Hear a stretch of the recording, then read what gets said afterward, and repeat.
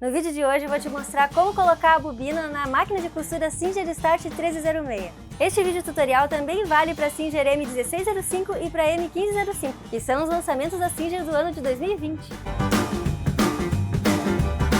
Meu nome é Andy Pierina e sejam todos muito bem-vindos ao meu canal. Você vai ver que é super fácil. Levante a agulha girando o volante no sentido anti-horário, certifique-se que a agulha está levantada, puxe a alavanca e retire a caixa de bobinas. Se você mantém a alavanca puxada, a bobina não sai. É só soltar a alavanca, virar e trocar a bobina. Essa é uma bobina alta. Existem modelos de máquinas que usam bobina baixa, menorzinha e mais achatadinha. Para colocar uma bobina na caixa de bobinas, é só fazer desta forma. Coloque a bobina na caixa, deixe um pedaço de fio da bobina sobrando, certifique-se de que o sentido que a bobina está girando é horário.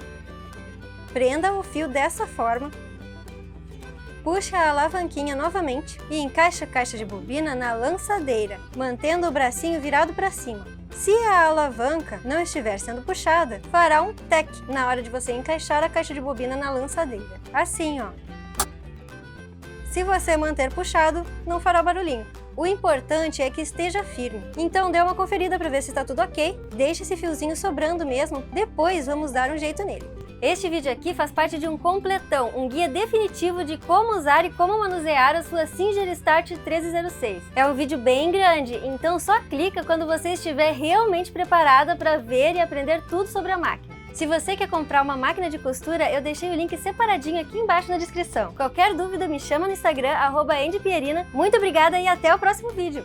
Ah, eu criei um canal no Telegram e lá eu vou colocar tudo que eu descobrir no mundo da costura. Vocês estão convidadas!